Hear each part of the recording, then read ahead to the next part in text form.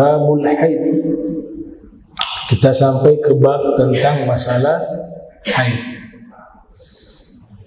Ini kaitannya dengan masalah kaum wanita, laki-laki yang sudah punya istri terutama, itu harus paham juga tentang ilmu haid untuk dia ajarkan kepada istrinya, anak-anak perempuannya. Karena ini haid juga perlu ilmu, tidak asal-asalan. Nanti kita bisa bedakan mana yang disebut haid, mana yang disebut istihadah, mana yang disebut dengan nifas, dan yang sejenis daripada penyakit-penyakit yang mengeluarkan darah di tempat atau di kelaminnya wanita. Secara bahasa, definisi haid secara bahasa artinya as-sailan, mengalir. Jadi haid secara bahasa artinya mengalir. Kenapa diambil dari kata mengalir? Ya karena serupa, darah haid juga keluarnya mengalir. Dia berada di tempat yang terjauh di tubuhnya wanita. Kalau penyakit keluarnya dari tempat terdekat dari rahim. Kalau haid keluarnya dari tempat terjauh dari rahim. Karena dia keluarnya mengalir, maka secara bahasa diambil dengan makna as-sailanu, yang artinya mengalir. Yuqalu hadal wadi idza sal. Seperti contoh, dikatakan lembah itu mengalirkan air apabila dia mengalir. Nah, di situ digunakan kata hadha, yahidu haidan, dari masdar, dari fi'il madi hadha yahidu haidan. Makanya telaga juga dari kata ini. Telaga Nabi disebut apa? Haud. Haud artinya telaga karena mengalirkan air. Kalau yang sekarang itu namanya apa tuh ini? Wastafel. Itu dalam bahasa kontemporer haudho. Haudho itu artinya wastafel. Karena di situ ada aliran air, kemudian ada tampungannya. Disebut dengan haudho dalam kamus mu'asharah, kamus kontemporer. Itu diambil dari kata yang sama, yaitu hadha yahidu haidan.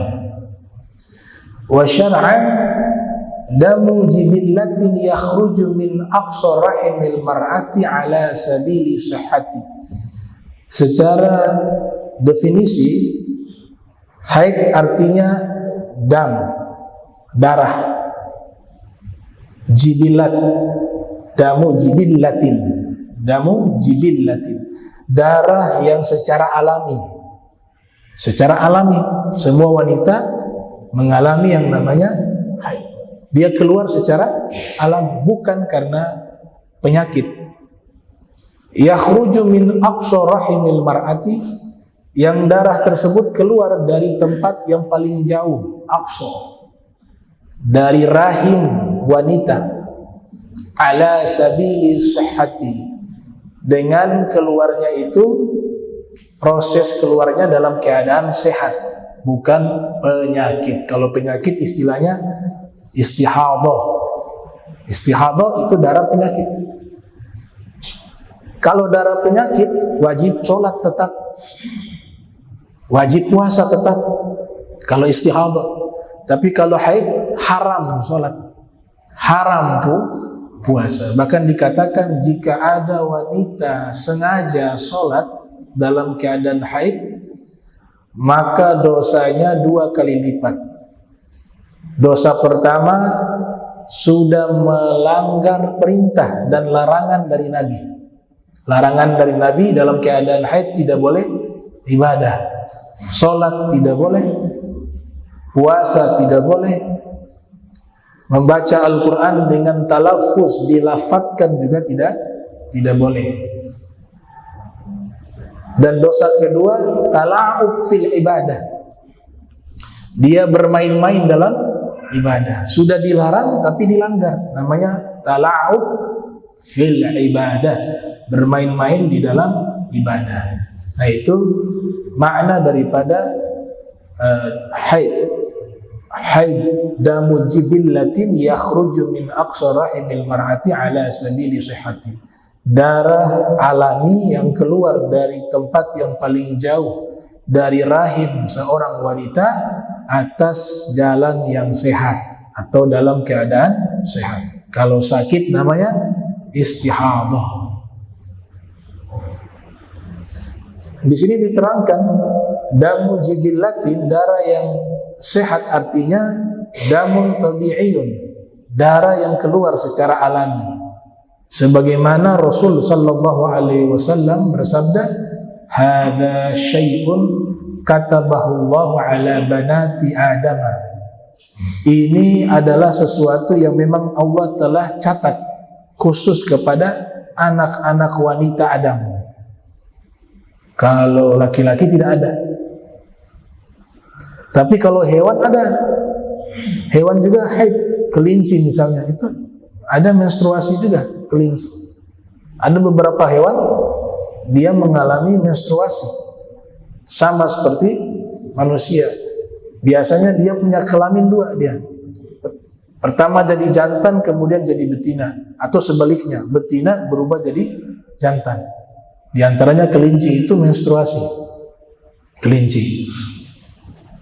Hukum memakan kelinci halal, tapi sebagian mengatakan makruh.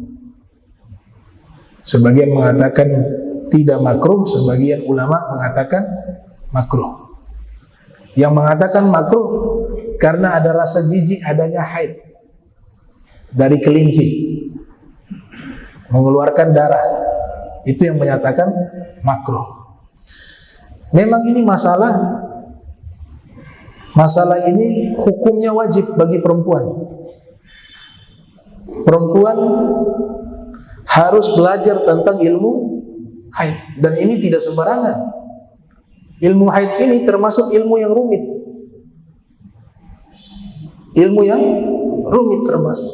Begitu rumitnya ilmu ini dan juga begitu pentingnya ilmu ini, Imam Nawawi membahas masalah haid dalam kitab Al-Majmu' itu berjilid-jilid. Bahas haid berjilid-jilid. Karena begitu pentingnya dan begitu sulitnya. Dan memang harus wanita itu paham tentang ilmu haid. Karena terikat dengan masalah ibadah. Masalah sholatnya, masalah puasanya, masalah membaca Al-Qur'annya, itu semua terikat dengan masalah haid.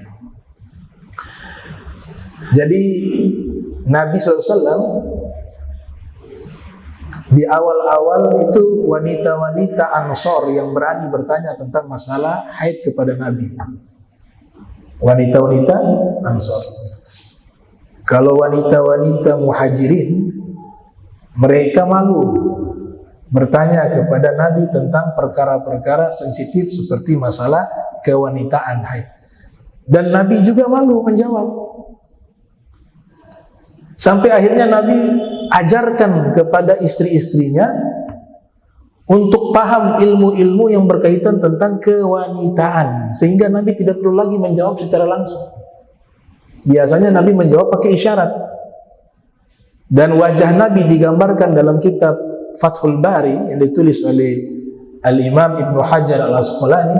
Kalau ada wanita yang bertanya tentang masalah-masalah kewanitaan kepada Nabi, Nabi menjawab tuh buru-buru. Kemudian wajah Nabi merah. Karena apa? Haya, malu. Tapi ini memang harus ditanya. Makanya ini dikatakan, kenapa sih Nabi nikahnya itu istrinya 9? Itu ada hikmah. Salah satu hikmahnya adalah Nabi mentarbiyah murid-murid wanita di dalam rumahnya tentang masalah-masalah yang sensitif, yang hanya wanita dengan wanita saja yang paham, dan lebih afdal wanita itu menjelaskan kepada wanita. Di antaranya masalah haid, masalah mandi janabah, masalah firas, kasur. Semua itu Nabi ajarkan, Nabi didik kepada istri-istrinya. Kalau istrinya hanya satu, maka murid-muridnya sedikit. Maka istri beliau 9 tujuannya agar bisa menyampaikan ilmu-ilmu yang berkaitan tentang masalah wanita. Nabi-nabi yang lain istrinya lebih dari 100, ada yang 1000. Rasulullah dibanding dengan nabi-nabi yang lain, kecuali Nabi Isa yang belum sempat menikah, itu nabi-nabi Bani Israel yang lain nikahnya sampai 1000 istri.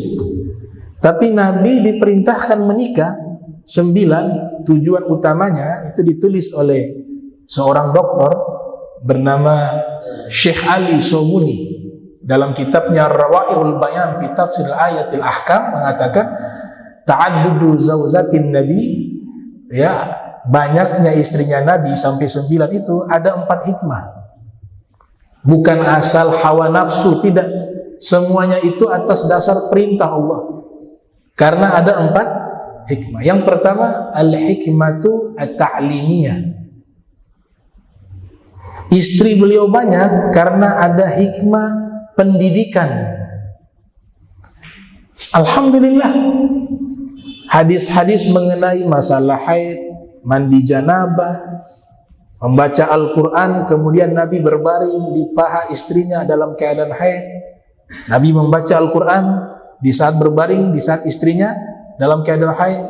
Masalah air mani, masalah madhi, masalah madi yang sifatnya privat atau privasi itu Nabi ajarkan di dalam rumahnya kepada istri-istrinya, dan nanti istri-istrinya menjadi guru-guru yang mengajarkan kepada umat Islam. Antum bisa cek dalam kitab hadis, kalau berkaitan masalah-masalah privat seperti itu, yang riwayatkan yang paling banyak adalah istri-istrinya Nabi.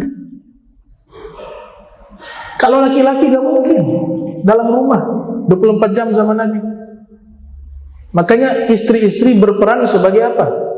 Sebagai guru, perwakilan Nabi untuk diajarkan kepada umat, khususnya kalangan wanita.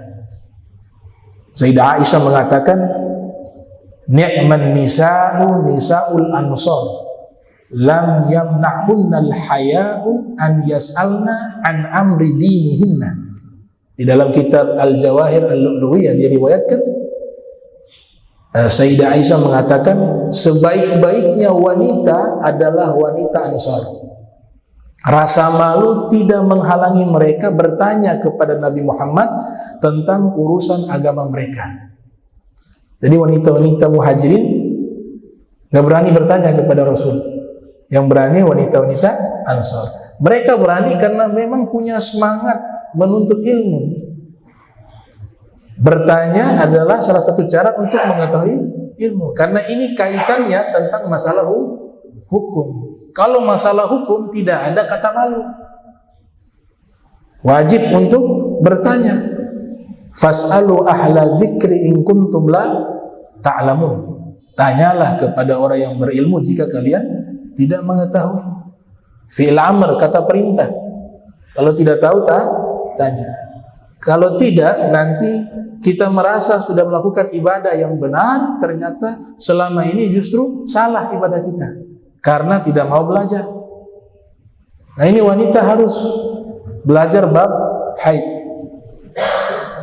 Salah satu ulama besar bernama Burhanuddin Zarkashi, beliau mengumpulkan kompilasi fatwa-fatwa dari istrinya Nabi, terutama yang paling faqihah itu siapa?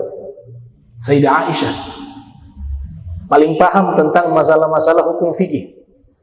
Sehingga ketika Nabi wafat, para sahabat baik yang laki-laki maupun yang perempuan, jika ada hukum-hukum berkaitan dengan masalah kewanitaan khususnya, itu mereka akan bertanya kepada Sayyidah Aisyah. Saya punya kitabnya. Dan saya pernah pelajari dan membaca kitab tersebut. Di situ banyak sekali fatwa-fatwa beliau berkaitan dengan masalah-masalah hukum, terutama hukum yang berkaitan dengan masalah kewanitaan. Nama kitabnya itu Al-Ijabatu li iradi ma istadrakatu Aisyah ala sahabah. Itu kitabnya mengumpulkan fatwa-fatwa dari Sayyidah Aisyah ketika sahabat-sahabat bertanya kepada beliau tentang masalah hukum. Tapi melengkapi, istri yang lain punya riwayat ini, istri yang lain punya riwayat ini, sehingga saling melengkapi. Kalau hanya satu istri, maka ilmu ini akan banyak yang hilang. Syekh Maliki menamakan Al-Madrasatu Dakhiliyah. Istri-istrinya Nabi itu adalah murid-murid Nabi yang les privat, khusus masalah-masalah yang sensitif. Beda kalau Nabi rumah tangganya itu diceritakan semuanya kepada umat, sampai masalah kasur sekalipun, masalah mandi janabah, karena semuanya ilmu. Tapi kalau orang biasa diceritakan berdosa. Beda dengan Nabi Muhammad sallallahu alaihi wasallam, karena semua pergerakan beliau, interaksi beliau, semuanya itu berdasarkan bimbingan wahyu, dan semua yang dilakukan oleh Nabi adalah kebenaran, bukan satu aib, tapi ilmu. Satu-satunya manusia yang direkam jejak hidupnya secara lengkap itu adalah Nabi Muhammad. Makannya, minumnya, tidurnya, di dalam rumahnya, di luar rumahnya, di dalam toiletnya, di saat mandi, di saat berperang, di saat ibadah, di saat tidur, di saat sholat tengah malam, semuanya direkam di dalam kitab-kitab hadis Nabi Muhammad sallallahu alaihi wasallam. Karena semuanya ilmu. Kenapa semuanya ilmu? Wahyu. Wa ma yantiqu 'anil hawa in huwa illa wahyun yuha. Nabi juga katakan, wallahi ma kharaja minhu illa al-haq, kata Nabi. Demi Allah, tidaklah keluar dari mulutku melainkan semuanya adalah kebenaran, kata Nabi Muhammad sallallahu alaihi wasallam. Itu hikmah yang pertama. Kenapa istri Nabi banyak? Yang kedua, al-hikmatu at-tashri'iyah, hikmah penetapan hukum syariat. Jadi Nabi menikah karena ada sangkut paut dengan hukum. Tradisi bangsa Arab, khususnya di Makkah di zaman itu, anak angkat itu dianggap seperti anak kandung, sehingga dinnya itu kepada bapak angkat. Misalnya anak angkatnya Nabi, Zaid ibn Harithah, Nabi mengadopsi at-tabanni, mengadopsi dia sebagai anak angkat. Tapi tradisi yang ada pada waktu itu, anak angkat posisinya seperti anak kandung, sehingga statusnya sama. Famnya juga ikut, binnya juga ikut, waris juga dapat. Kemudian istri anak angkat juga haram dinikahi oleh bapak angkat jika diceraikan. Nah, ini Islam datang menghapus ini. Ini tradisi yang menurut Islam adalah tradisi yang salah. Makanya diganti belakangan. Yang sebelumnya dipanggil Zaid bin Muhammad, dipanggil Zaid putranya Nabi Muhammad, diganti dengan Zaid bin Harithah. Kemudian Allah Ta'ala ingin membatalkan tradisi tersebut, yang dimana menempatkan anak angkat posisinya seperti anak kandung, sehingga istri mereka pun jika diceraikan, ayah angkatnya tidak boleh menikah, padahal mereka orang lain. Anak angkat tetap orang lain, tidak ada hubungan darah. Maka diperintahkan Nabi Muhammad SAW untuk memerintahkan Zaid bin Harithah menikah dengan Zainab bintu Jahsh. Zaid bin Harithah orang Afrika. Dia strata sosialnya mantan budak, makanya disebut maula. Kalau maula itu mantan budak, kalau abd budak. Kalau riqab istilahnya artinya leher, karena biasa budak di zaman-zaman tersebut dirantai lehernya, maka disebut budak dengan riqab yang artinya leher. Itu masuk bab balaghah, namanya majaz mursal. Dzikru juz'in wa iradatu kullin, menyebutkan leher tapi maknanya seluruh tubuh. Maka disetting oleh Allah cara membatalkan tradisi yang menyimpang menurut Islam. Tradisi yang menyimpang. Makanya hati-hati. Kalau bukan bernasab kepada bapak kandungnya, jangan pakai famnya. Sekarang kan banyak bukan bapak kandungnya pakai fam, atau nikahnya sudah berbeda. Ini ibu famnya ini menikah dengan laki-laki tapi pakai famnya ibu, itu gak boleh. Man nasaba ila ghairi abihi fa huwa mal'unun atau kama qala Nabi sallallahu alaihi wasallam. Siapa yang bernasab bukan kepada bapak kandungnya, maka dia adalah orang yang dilaknat, kata Nabi Muhammad. Makanya itu satu hal yang penting, muncul satu ilmu namanya ilmu ansab. Ilmu ansab membahas tentang nasab-nasab. Dalam Islam itu perhatian khusus terhadap masalah nasab. Maka Allah setting tuh cara membatalkan tradisi ini. Diperintahkan Zaid menikah dengan Zainab. Zainab ini bangsawan, cantik, strata sosialnya tinggi. Sedangkan Zaid keluarganya itu berstatus budak dan beliau mantan budak. Lamaran pertama ditolak. Zaid datang melamar, ditolak. Bahkan ada yang mengatakan, ditanya Zaid, siapa yang suruh kau datang melamar Zainab? Dia mengatakan Nabi yang menyuruhnya. Ada yang berpendapat mungkin ini keinginan pribadinya Nabi Muhammad. Kalau keinginan pribadi Nabi Muhammad, kami bisa tolak. Tapi kalau ini bukan keinginan pribadi Nabi Muhammad, kami mesti pikir-pikir. Ayat turun, ayat Al-Quran langsung turun, menyatakan wa ma kana lil mu'minin walal mu'minat idza qadallahu wa rasuluhu amra ay yakuna lahum khira min amrihim wa may ya'sillaha wa rasulahu faqad dhalla dhalalan mubina. Tidak layak bagi seorang mukmin laki-laki dan mukminah apabila Allah dan Rasul sudah menetapkan satu perkara, masih ada mereka memilih perkara yang lain dari urusan mereka. Siapa yang melanggar perintah Allah, siapa yang bermaksiat kepada Allah dan Rasulnya, maka sungguh dia telah sesat dengan sesat yang nyata. Jadi ayat ini menceritakan masalah tersebut. Artinya Nabi perintahkan Zaid ibn Harithah melamar Zainab, itu bukan keinginan pribadi Nabi, tapi itu adalah perintah dari Allah dan juga keinginan Nabi berdasarkan wahyu. Ketika ayat ini turun, terpaksa mereka mengatakan, kalau ayat ini sudah turun dan ini perintah dari Allah dan Rasulnya, terpaksa kami nikahkan Zainab dengan Zaid. Menikahlah Zainab dan Zaid. Ternyata tidak harmonis, rumah tangga tidak harmonis. Zaid datang menemui Nabi, beliau curhat kepada Nabi, saya ingin menceraikan istriku Zainab. Turunlah ayat mengatakan falamma qadha Zaidun minha watara zawaznakaha likai la yakuna 'alal mu'minin harajun. Tatkala Zaid sudah selesai dari kebutuhannya terhadap istrinya, maka setelah itu kami, coba perhatikan kalimatnya, Allah di situ, kami artinya Allah. Allah akan menikahkan dirimu wahai Nabi Muhammad dengan Zainab.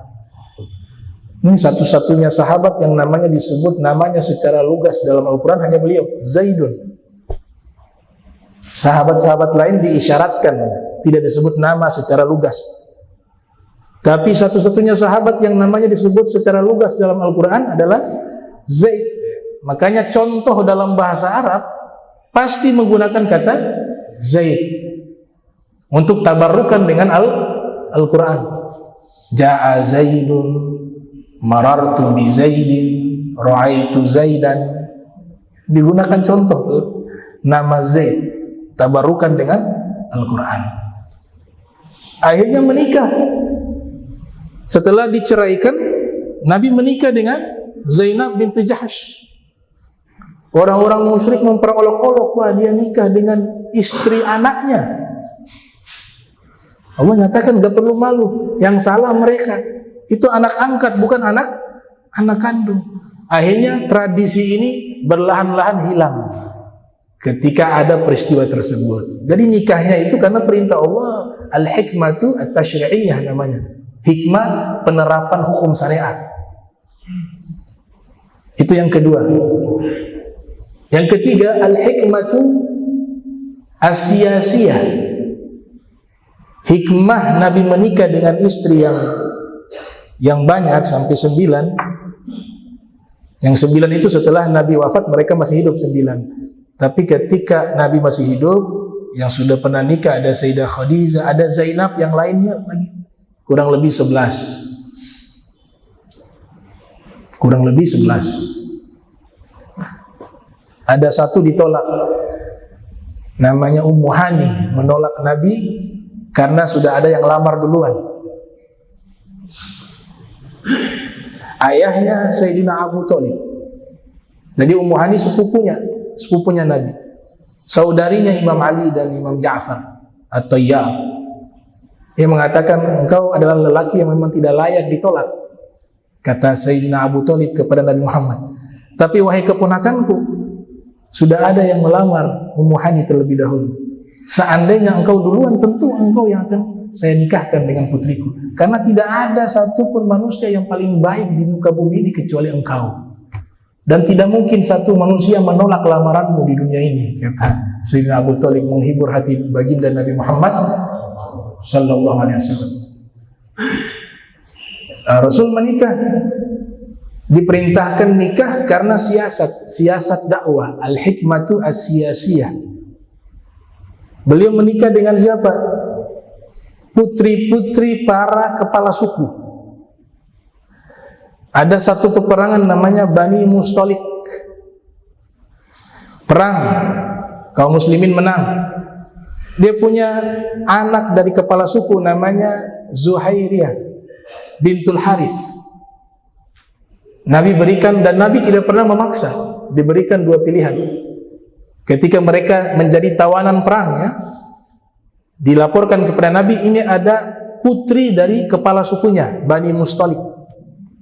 Kemudian Nabi tawarkan kepada Zuwairiyah bintul Harith. Al-Haris ayahnya kepala suku dari Bani Mustalik. Saya berikan 2 opsi. Opsi pertama, saya merdekakan dirimu, kemudian saya jadikan engkau sebagai istri. Opsi kedua, saya bebaskan dirimu, kau pergi menyusul kaummu dalam keadaan aman. Diberikan 2 pilihan. Ternyata mereka memilih menjadi istri baginda Nabi Muhammad sallallahu alaihi wasallam. Akhirnya menikahlah Nabi. Siasat dakwah ini berlangsung, akhirnya pengikut daripada ayah atau kepala sukunya Al-Haris punya anak buah, punya pengikut, semuanya akhirnya masuk Islam. Karena mereka merasa terhormat, putri dari kepala sukunya dijadikan istri dari Nabi Muhammad. Akhirnya masuk Islam. Itu siasat dakwahnya Nabi. Dan bukan hanya satu orang istri beliau, ada yang istri kedua namanya Sofiyah bintu Huyai bin Akhtab. Nah, ini adalah putri dari kepala suku Khaybar. Nabi menikah dengannya, masuk Islam. Pengikutnya masuk Islam karena wanita ini juga berposisi sebagai pemimpin. Di Makkah juga Nabi menikah dengan putri pemimpin, Abu Sufyan. Abu Sufyan punya anak wanita namanya Romlah. Itu adalah istrinya Nabi Muhammad. Jadi Nabi bersiasat di dalam dakwah lewat pernikahan, dipraktekkan oleh dai-dai yang mengislamkan Nusantara. Mereka target itu anak raja untuk dinikahi. Kalau anak raja sudah masuk Islam, ini mertua gampang. Kalau mertuanya raja masuk Islam, bawahan masyarakat gampang masuk Islam. Itu siasat dakwanya Nabi Muhammad sallallahu alaihi wasallam. Jadi bukan hanya dorongan hawa nafsu semata, tidak. Itu murni karena dakwah. Ada satu teori dikatakan oleh Ibnu Khaldun, pengarang kitab Muqaddimah yang lahir tahun 732 Hijriah, wafat 808 Hijriah, beliau menyatakan begini, dinu ra'iyati ala dinil muluk, agamanya rakyat mengikuti agamanya raja-raja mereka. Kalau raja-rajanya beragama Hindu, itu sudah terbukti. Dulu Majapahit, Sriwijaya, raja-rajanya banyak yang Hindu, masyarakatnya ikut. Di India juga demikian, kerajaannya banyak yang Hindu, juga masyarakat ikut. Di Cina juga demikian. Nah, inilah satu metodologi bagaimana mengislamkan tanpa peperangan, mengislamkan manusia tanpa peperangan, yaitu diislamkan raja-raja mereka dulu. Setelah raja-raja mereka Islam, maka rakyat ini mudah diajak ke dalam agama Islam, dan itu berhasil 100% dari dakwanya para aulia di zaman dahulu, khusus Wali Songo. Itu teorinya Ibnu Khaldun, dinu ra'iyati ala dinil muluk, agama rakyat mengikuti agama raja. Hikmah yang keempat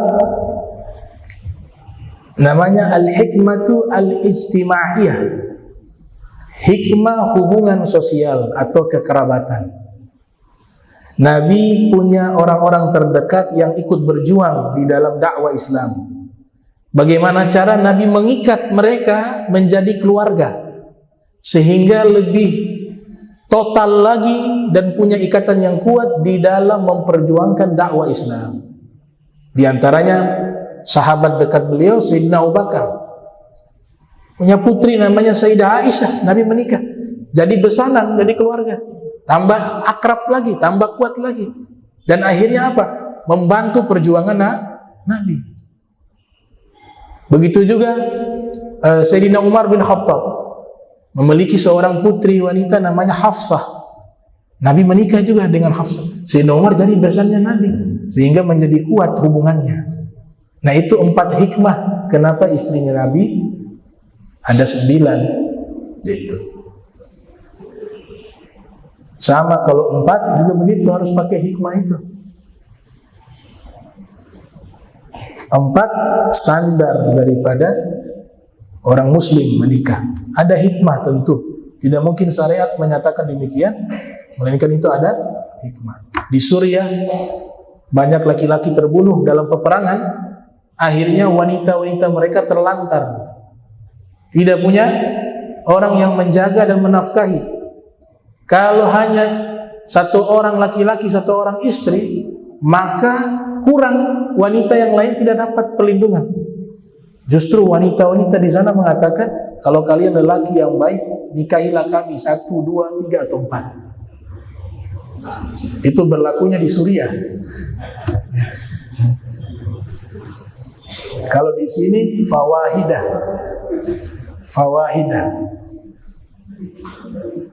fankihu ma taba lakum minan nisa. Jadi ada hikmah dari istrinya Nabi. Kenapa banyak? Karena Nabi diserang juga oleh orang-orang orientalis. Katanya ini begini dengan kata-kata yang tidak pantas.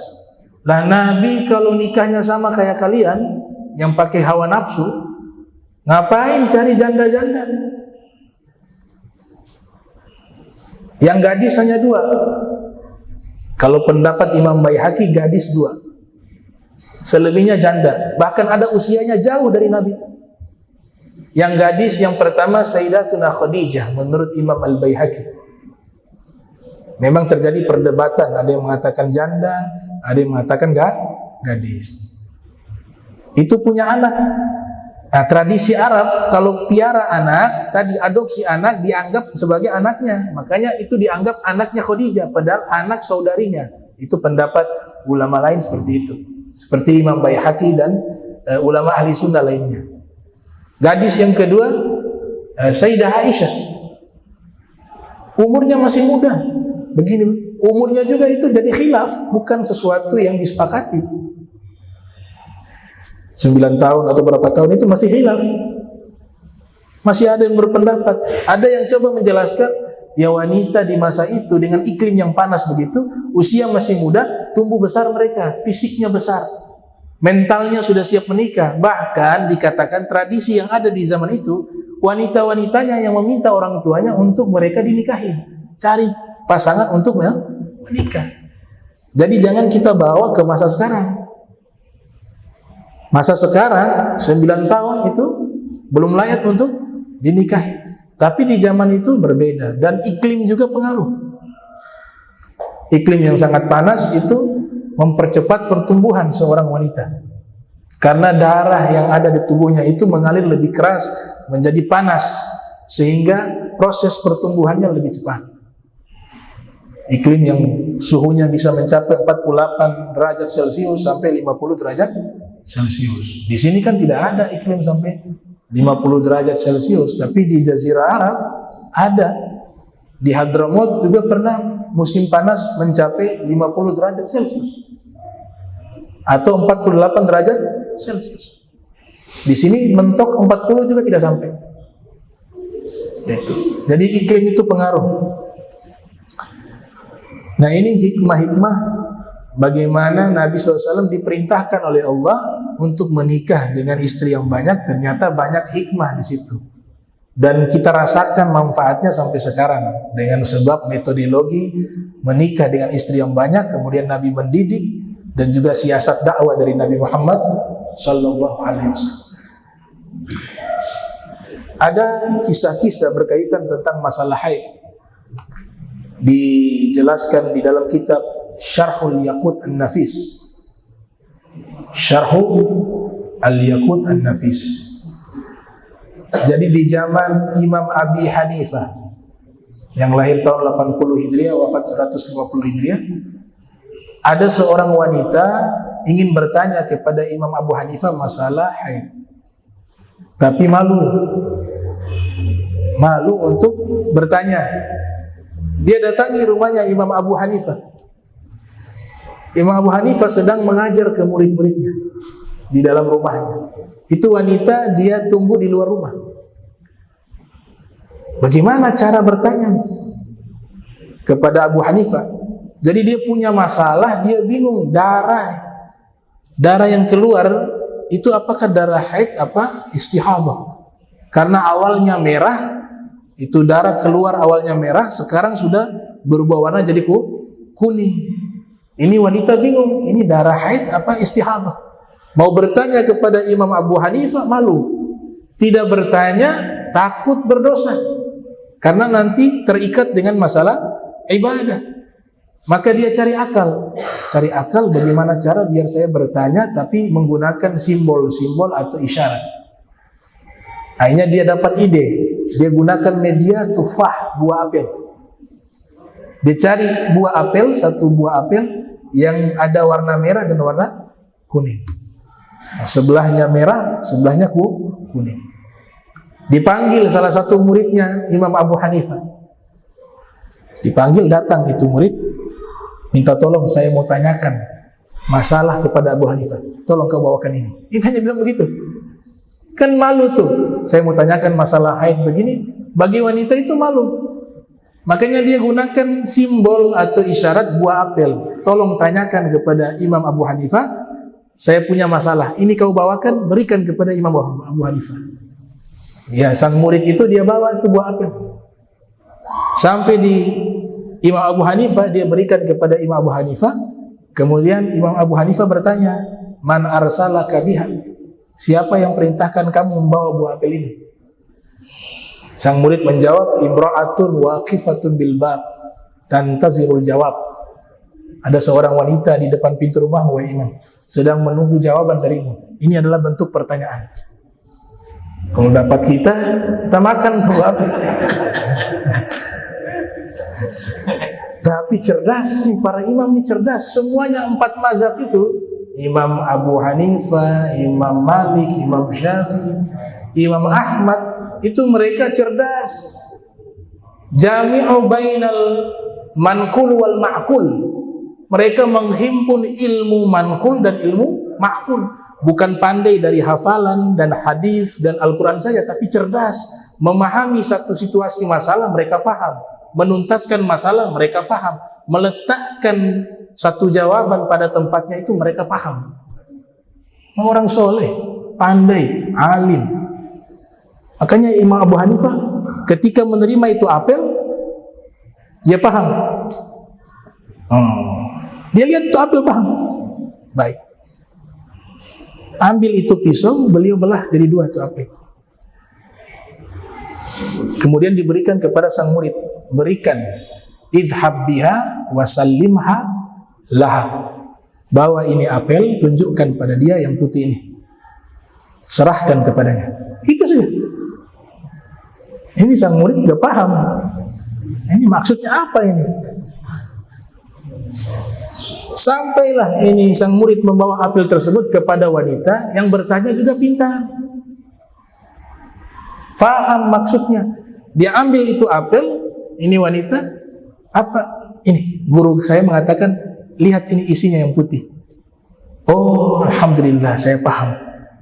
Berarti saya sudah suci sekarang. Sudah selesai. Apa maksud dari kisah ini? Dia gunakan apel merah sebelah, kuning sebelah, karena itu simbol darahnya. Darah pertamanya merah, kemudian darah berikutnya berubah jadi kuning. Ini yang sekarang yang kuning ini dia haid apa istihadah? Imam Abu Hanifah paham itu. Oh, dia bertanya tentang masalah darah haid. Karena pakai simbol begini berarti masalah haid, karena malu. Cepat tangkap. Yang dia tanyakan, oh darahnya ini ada simbol warna merah. Awalnya darahnya merah, setelahnya kuning. Baik, itu dihukumi suci. Dibelah, tunjukkan warna putih, artinya sudah bersih suci. Sudah saatnya engkau mandi janabah dan sudah suci, sudah selesai masa haid. Itu kalau otak IQ di bawah itu nggak bisa. Palingan dimakan itu apel. Dan ini berlaku bukan hanya kepada Imam Abu Hanifah. Ini kejadian ini diuraikan oleh ulama ada 3 hikmah. Yang pertama, menunjukkan zaka'u Abi Hanifah, kecerdasan Abi Hanifah. Para fuqaha itu harus cepat, mereka punya insting kuat menyelesaikan masalah. Kasus yang sama terjadi kepada Imam Syafi'i.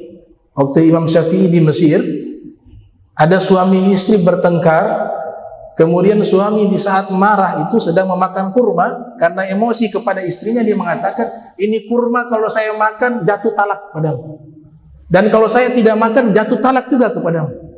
Ternyata kurma itu sudah di mulutnya, dia belum telan, belum gigit, menyesal tadi ucapan, ya saya tidak mau talak sebenarnya, tapi ini serba salah nih. Kurmanya kalau saya tidak makan jatuh talak, kalau saya makan jatuh talak. Bingung dia, akhirnya dia tahan tuh kurma di mulutnya. Dia panggil saudaranya, saya gak mau talak istri saya, tapi ini tadi saya sudah katakan kalau saya tidak makan jatuh talak, kalau saya makan jatuh talak, tapi saya tidak mau talak. Bagaimana? Coba tanya kepada ulama yang ada, bagaimana biar tidak jatuh talak. Wah, repot ini. Jadi selama itu saudaranya pergi, dia menahan kurma di mulutnya.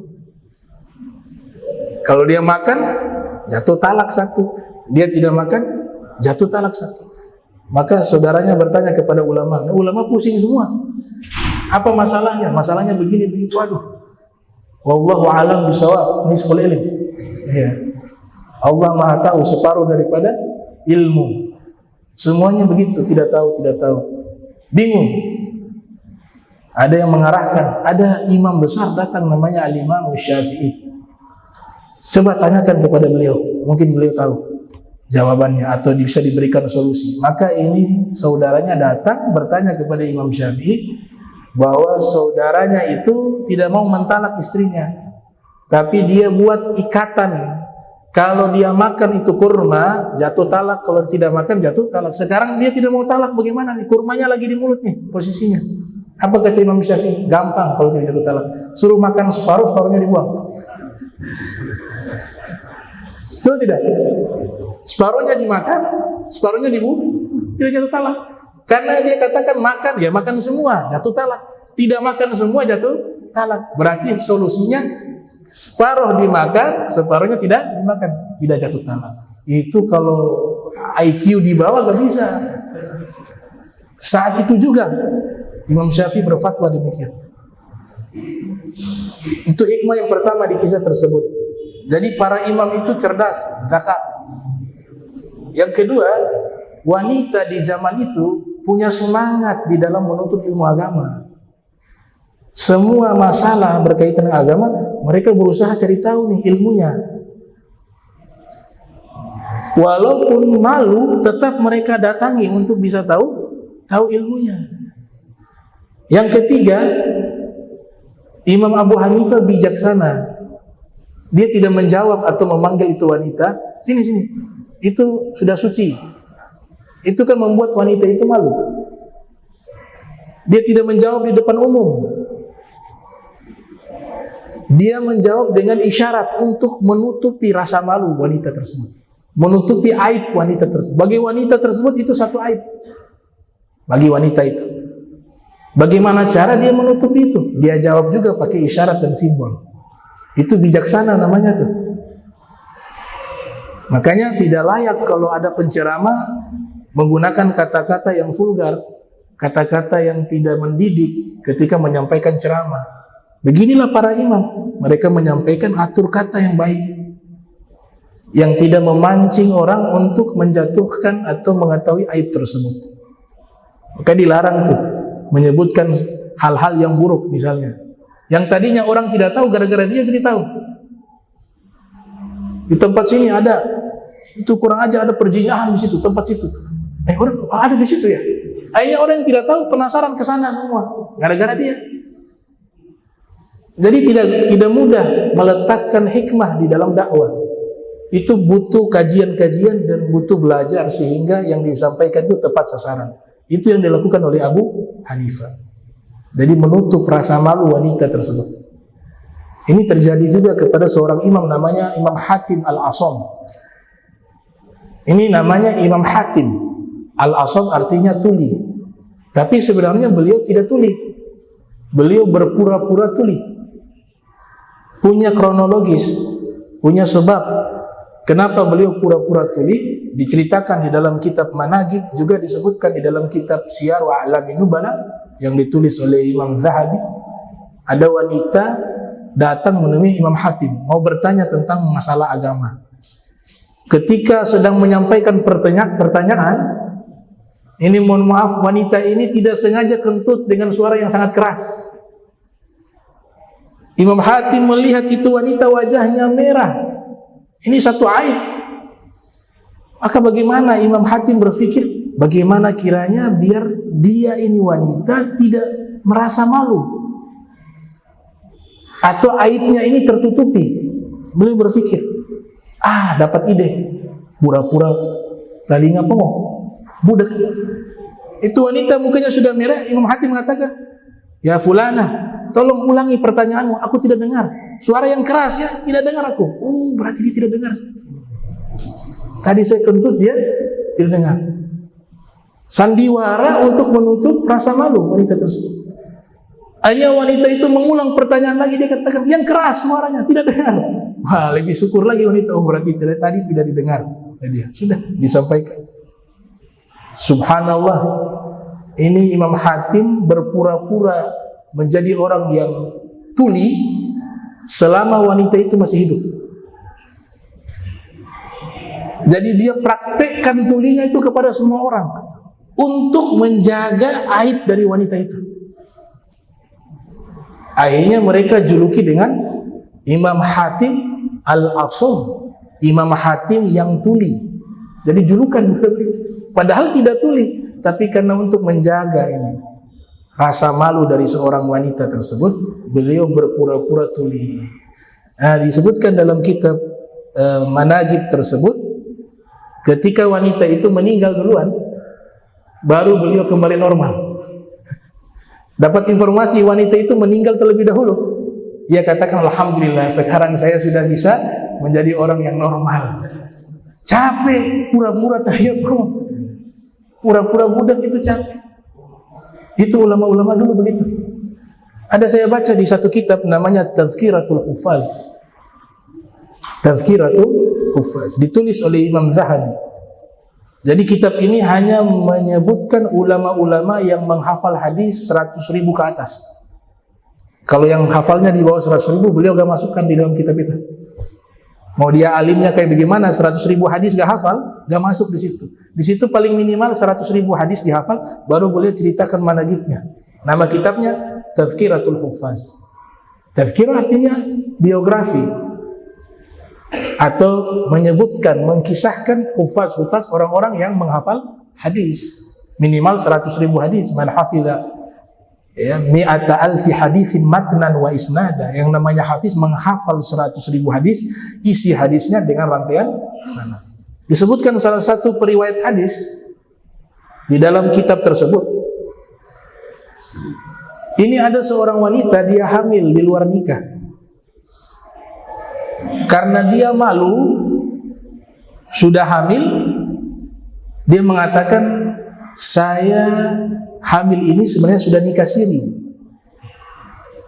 Di kampung mereka ada ulama besar tadi, namanya Syekh Muhammad. Namanya Syekh Muhammad Al-Hafiz. Pakai Al-Hafiz karena beliau orang yang banyak menghafal hadis Nabi.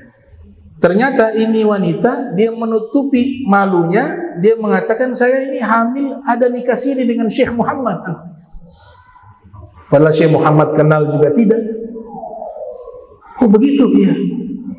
Aman itu keluarganya. Kapan kamu menikah? Disebutkan sekian bulan. Ini sekarang hamil sekian bulan, saya menikah, nikah siri sekian bulan. Kalau gitu kita pergi ke Syekh Muhammad. Jangan sekarang, nanti. Enggak sekarang. Keluarganya mengatakan begitu. Akhirnya mereka berinisiatif tetap harus pergi menemui Syekh Muhammad. Datang ke rumah Syekh Muhammad. Ini keluarganya sampaikan begini. Sudah nikah siri dengan anak kami, alhamdulillah kita jadi besanan. Syekh Muhammad kaget juga. Kapan saya menikah? Tapi beliau subhanallah, beliau tidak langsung marah, tidak langsung mengusir keluarga tersebut, dan tidak langsung klarifikasi. Oh saya tidak menikah dengan anak, tidak. Beliau coba cari, ada masalah apa ini?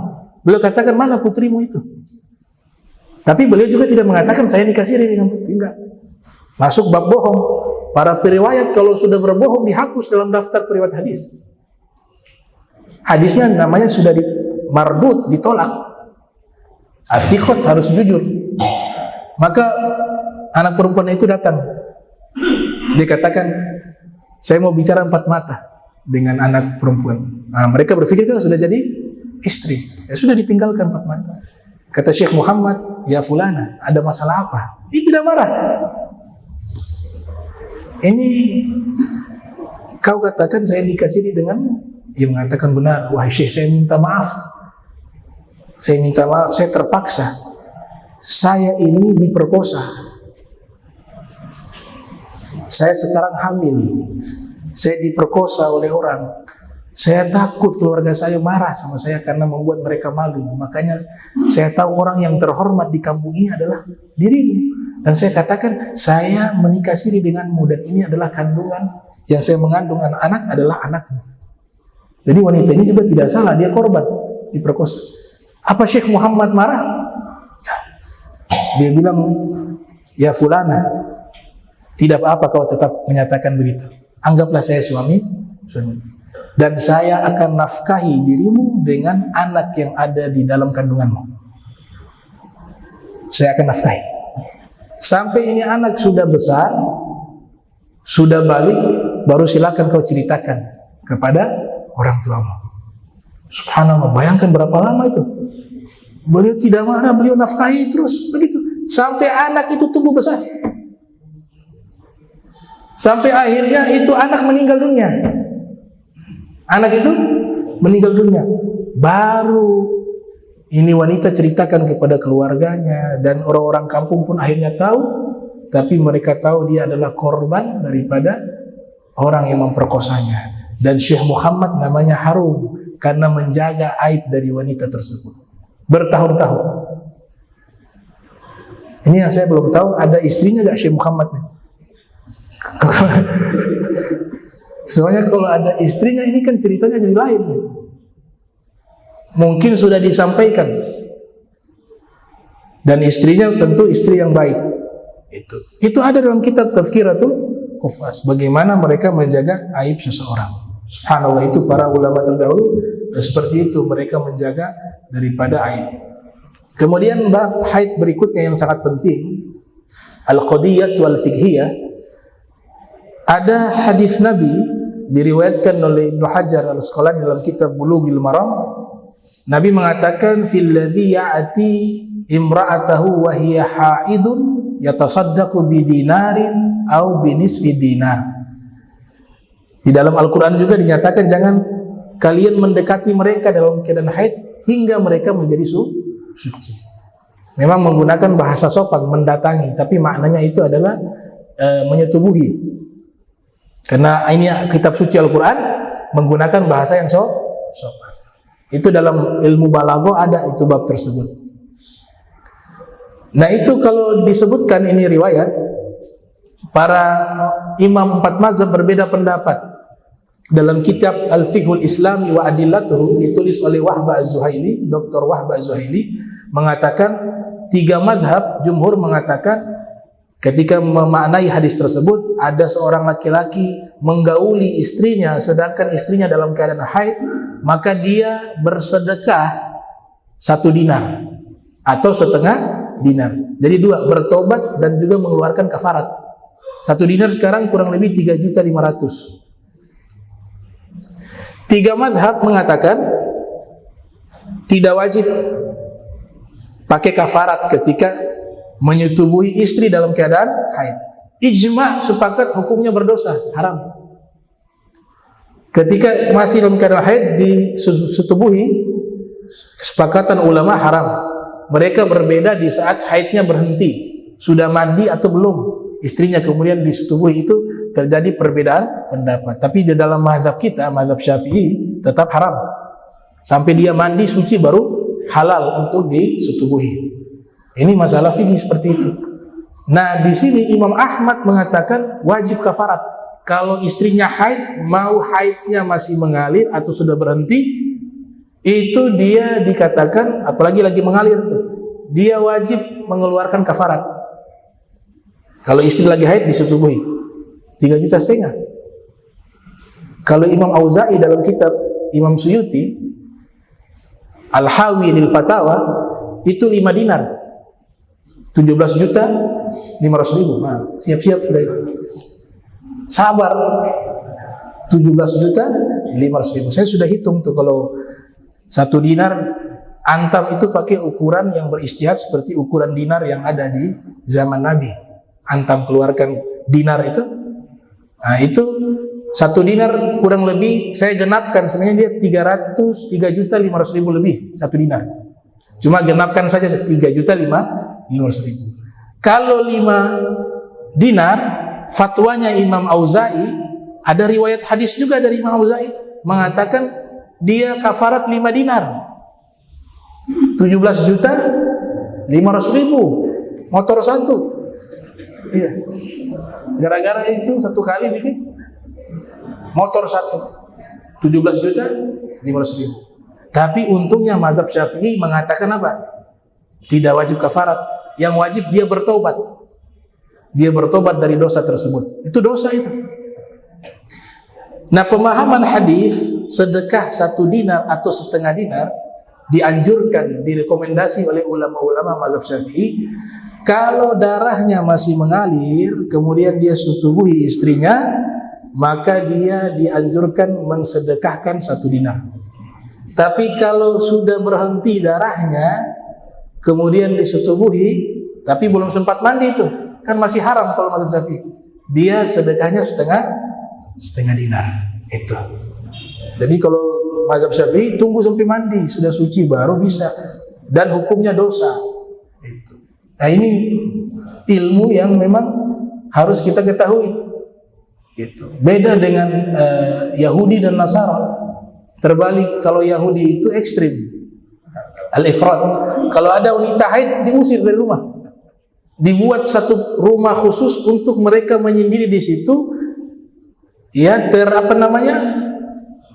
terisolasi dari keluarganya di rumah. Sampai suci baru bisa masuk. Itu Yahudi. Ekstrim, ifrat. Kalau Nasara di zaman itu terbalik, lagi haid juga halal untuk disetujui. Nah, posisi Islam tawassut di tengah-tengah, baina ifrat wa tafrid. Ifrat ekstrim, tafrid terlalu lalai, kurang, naqs.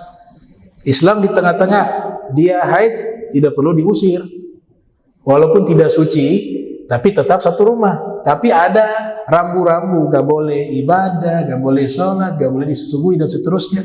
Itu. Nah, ini antara dua hal tersebut. Ada satu riwayat disebutkan oleh Muhibbuddin At-Tabari. Jadi Imam At-Tabari namanya yang populer dua, ada yang namanya Abu Ja'far Muhammad Ibnu Jarir At-Tabari. Itu berbeda dengan Muhib At-Tabari. Kalau yang Abu Ja'far itu ahli tafsir Al-Quran, menulis Jami'ul Bayan, lahir tahun 224 Hijriah, wafat 310 Hijriah. Beliau orang Tibristani, meninggal di Baghdad. Kalau Muhib At-Tabari beda dengan ini, walaupun dalam kitab disebut At-Tabari, biasanya pakai Muhib. Itu kalau Muhib berarti bukan yang ahli tafsir, tapi ulama mazhab Syafi'i yang lahir pada tahun 615 Hijriah, wafat pada tahun 694 Hijriah. Tinggal di Makkah, meninggal di Makkah. Kalau yang ahli tafsir tinggalnya di Baghdad, meninggal di Baghdad. Itu beda. Beliau punya kitab tentang Ahlul Bait, Manaqib Ahlul Bait, berjudul Zakhairul Uqba fi Manaqibi Zawil Qurba.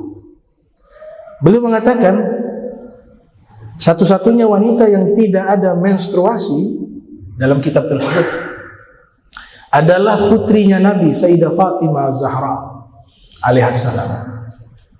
Selain daripada itu mengalami menstruasi.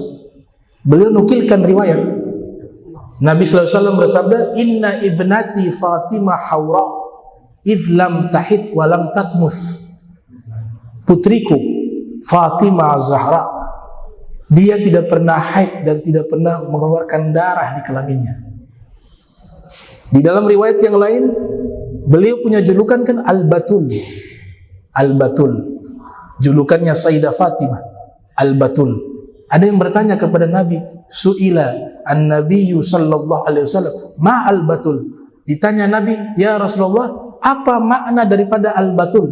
Nabi menjawab, allati lam tara hamra'a qat wa lam tahid fa innal haidha makruhun fi banatil anbiya. Nabi katakan makna Al-Batul yaitu Sayyidah Fatimah seumur hidup tidak pernah melihat darah yang keluar daripada menstruasinya, dan ia tidak pernah haid, karena haid itu sesuatu yang tidak diinginkan dan dibenci oleh putri-putri para nabi. Memang kalau berbicara ilmu hadis terjadi perdebatan. Ada yang mengatakan, punya anak kalau tidak menstruasi bagaimana mungkin punya anak? Ini pendekatan iman, bukan pendekatan medis, bukan pendekatan ilmu pengetahuan. Gak bisa. Pendekatannya apa? Pendekatan iman, bukan pendekatan medis, bukan pendekatan ilmu pengetahuan. Kalau mau minta pendekatan ilmu pengetahuan dan ilmu medis, lebih dahsyat Sayyidah Maryam, punya anak gak ada bapak. Sayyidah Maryam punya anak Nabi Isa, gak disentuh oleh laki-laki. Lebih dahsyat juga tuh. Apakah pakai medis bisa mengungkapkan ini? Gak bisa. Pakai ilmu pengetahuan? Tidak bisa. Ini pendekatan apa? Pendekatan iman. Sama kasusnya dengan Sayyidah Fatimah. Tidak menstruasi tapi punya anak, mudah bagi Allah. Yang satunya tidak ada ayah, tidak ada ibu, langsung ada. Siapa? Nabi Adam. Lebih dahsyat lagi. Ayah tidak ada, ibu tidak ada, langsung ada wujudnya Nabi Adam. Sayyidah Maryam melahirkan Nabi Isa, ibunya ada, ayahnya tidak ada. Lantas apa yang membuat bingung kalau Sayyidah Fatimah tidak menstruasi lalu punya anak? Mudah bagi Allah. Innama amruhu idza arada syai'an ay yaqula lahu kun fayakun. Masyaallahu kan wa ma lam yasha lam yakun. Nah, ini pembahasan pengantar tentang masalah